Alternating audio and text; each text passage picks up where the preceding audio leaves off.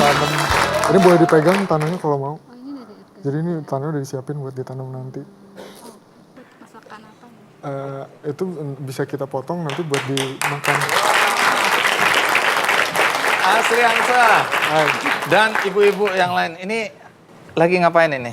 Jadi kita lagi pelatihan sama ibu-ibu ini buat Iya. bikin microgreens. Microgreens. Betul. Tahu? Tahu ini kan? Ya. Tahu. Apa itu? Michael Green. Green yang hijau tapi kecil-kecil gitu ya. Oke, tapi ada warnanya merah tuh.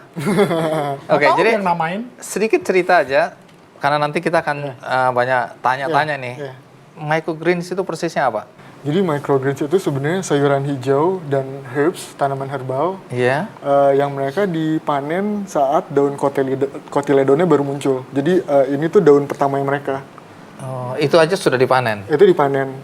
Si microgreens ini tanda sebenarnya mereka sayuran umum yang kita makan, cuma Iya. dipanennya waktu muda. Cuma nutrisinya masih terkonsentrasi. Banyak cerita lah pasti ya. Iya. Tapi sebelum kita lanjutkan ya, Big Bangers, baik di studio maupun di rumah, kita lihat dulu snapshot berikut ini.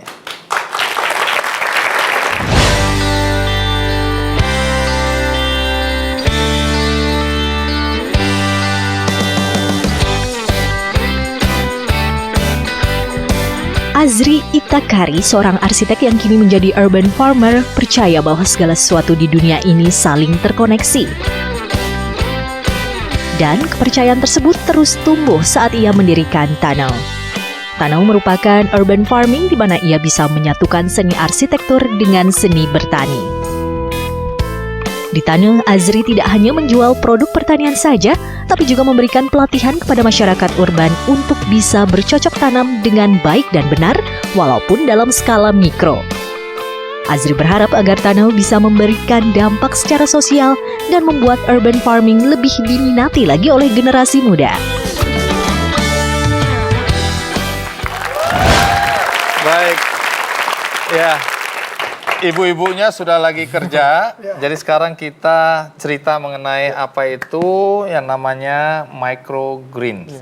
Ya, tadi udah dijelasin singkat. Jadi ini ceritakan sedikit ini tanaman apa dulu, baru nanti kemudian kita bahas. Oke. Jadi tadi yang saya sebut sayuran hijau dan Iya. herbal, ini salah satunya ada pok choy, Iya. bayam merah, kol Iya. merah, dan ini gandum.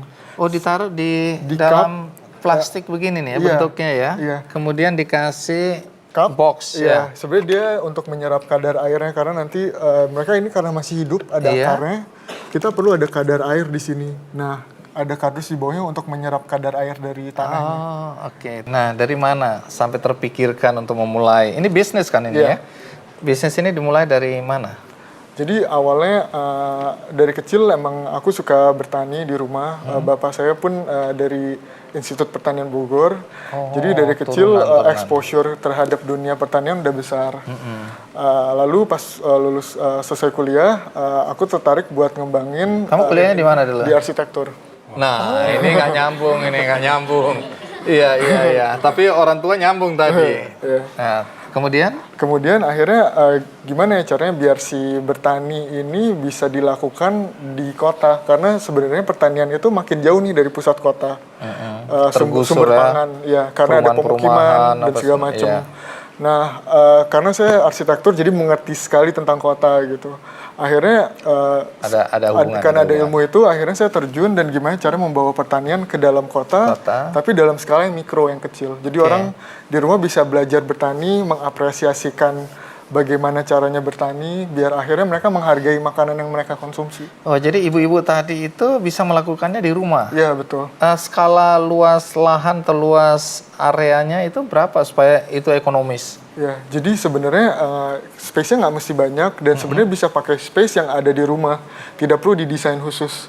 Seperti bisa pakai penggunaan. Taruh di mana aja gitu bisa dia ya? karena fleksibel dan ini seperti portable farm, jadi dia bisa ditaruh di mana aja, yang punya sirkulasi udara yang baik dan intensitas matahari yang cukup. Jadi Berapa lama nih dari ditabur sampai dengan tinggi segini? untuk panen? Panennya berbeda-beda. Ada orang yang suka kecil banget saat masih terkonsentrasi nutrisinya, ada yang suka agak gede dikit. Oke. Kalau ini udah masih kecil apa udah gede? Yang ini masih kecil. Ntar makin gede dia daunnya makin selebar ini. Yang ini baru 5 hari, yang ini udah 5 hari sudah segini. Iya, udah seperti itu. 5 hari ini bukan 5 hari naro. 5 hari naro. 5 hari. Lah. 5 hari sudah bisa seperti ini Dia ya. baru kena matahari sekitar 3 hari. Oh, perlu dikasih matahari, kena matahari. Iya, tapi bukan matahari langsung, cuma sinar matahari. Oke. Tadi kembali kita udah dengar bagaimana prosesnya. Nah, sekarang bisnisnya.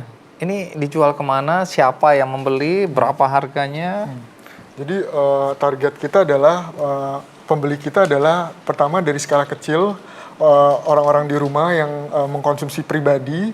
Biasanya orang pribadi yang mereka peduli terhadap makanan berkesadaran. Terus kita juga supply untuk ke restoran dan hotel. Jadi sebenarnya urban farming dalam microgreens ini bisa diaplikasikan di berbagai skala, dari rumahan sampai ke skala bisnis. Menarik. Nah, kalau Astriansa sudah sampai pada skala bisnis tentu ya. Iya. Nah, itu ditanam di mana kalau Astri? Jadi kita proses penanamannya ini di Bogor semua, terus kita kirim yang sudah besar dan setengah jadi ke Jakarta. Jadi biasanya kalau untuk restoran, chef itu suka yang sesegar mungkin, bisa dipanen. Jadi biasanya dikirim hidup, lalu mereka tinggal potong aja dan taruh. Jadi dijual dengan tempatnya seperti ini? Iya, betul. Langsung dijual kita? Iya. Ini ada tutupnya lagi atau dalam posisi seperti ini? Kita taruh di dalam box. Oh, dalam box ya. Jadi belinya, segini ini berapa ini? Bervariasi, karena dari pembenihannya itu berbagai macam harganya. Kita ada dari 30.000 sampai 50.000. Oke, kalau ini misalnya? Ini 30.000. 30.000. Baik. Ini jadi ada restoran yang sudah ngambil, maupun siapa lagi? Rumah tangga juga ya? Iya, rumah tangga. Biasanya yang rumah tangga itu buat konsumsi di rumah atau mereka punya catering. Belinya di mana? Kalau orang rumah tangga orang perorangan.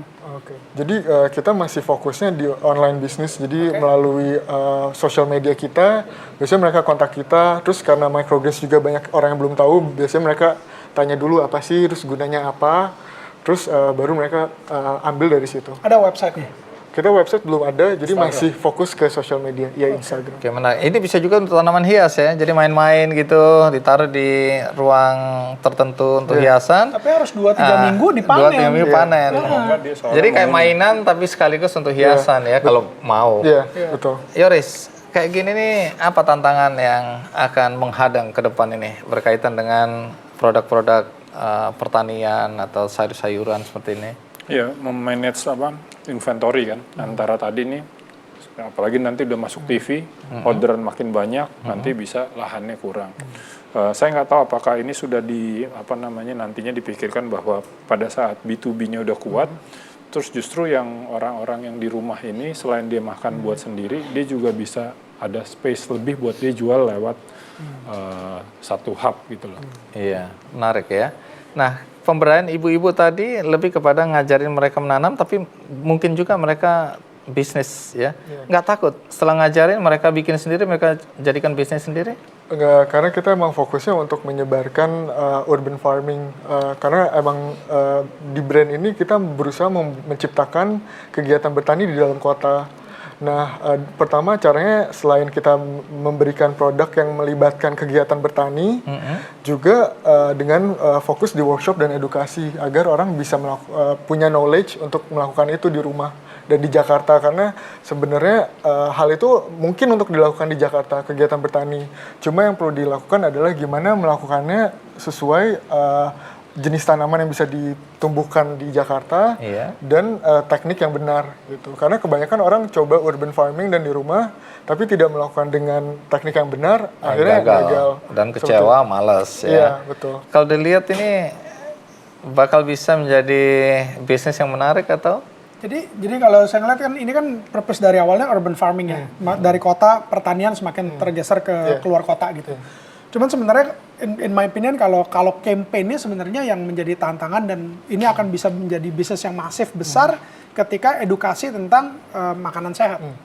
Gitu. Karena kalau kita orang kota diajakin ayo urban farming, kita bilang ngapain gue nggak punya banyak waktu, ngapain gue urban farming tuh Nggak buat punya apa, lahan, buat nggak punya apa tanah, gitu, gitu ya ya. kan? Nah tapi kalau diajakinnya dengan kampanye makan sehat, makanan sehat, ayo grow your own food gitu. Nah itu mungkin akan menjadi campaign yang lebih sustainable jauh ke depan. Memang saat ini orang yang masih peduli dengan makan sehat, unfortunately baru kalangan menengah ke atas. Nah itu yang mungkin tantangan ke depan harus edukasi, tapi ya itu akan bisa sustainable jauh ke depan.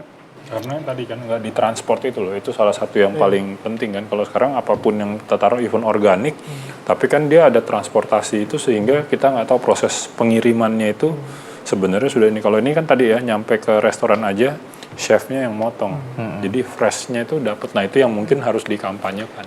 Kita juga ingin memperkenalkan anak muda lainnya yang juga memanfaatkan sumber daya alam, ya, dan mereka mengolah ikan menjadi satu produk yang menarik, yang sehat tentu saja, dan yang menarik adalah bagaimana misi dia seperti yang disampaikan juga oleh Asri tadi adalah bagaimana hidup lebih sehat. Apa yang mereka lakukan? Mari kita lihat snapshot berikut ini dulu.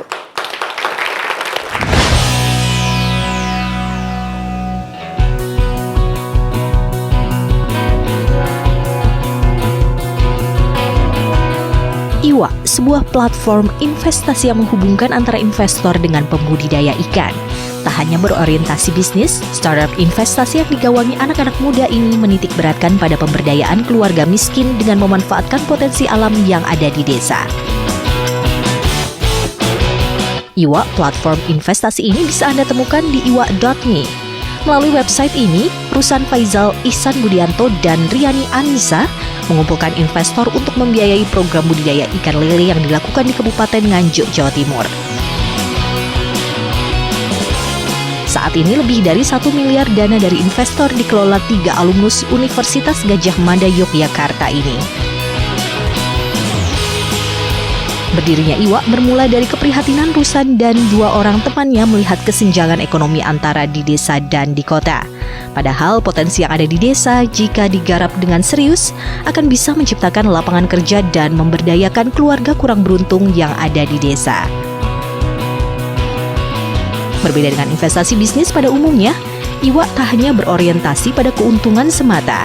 Pemberdayaan keluarga serta pendidikan kepada masyarakat untuk mengembangkan potensi yang ada di sekitar mereka menjadi tujuan utama.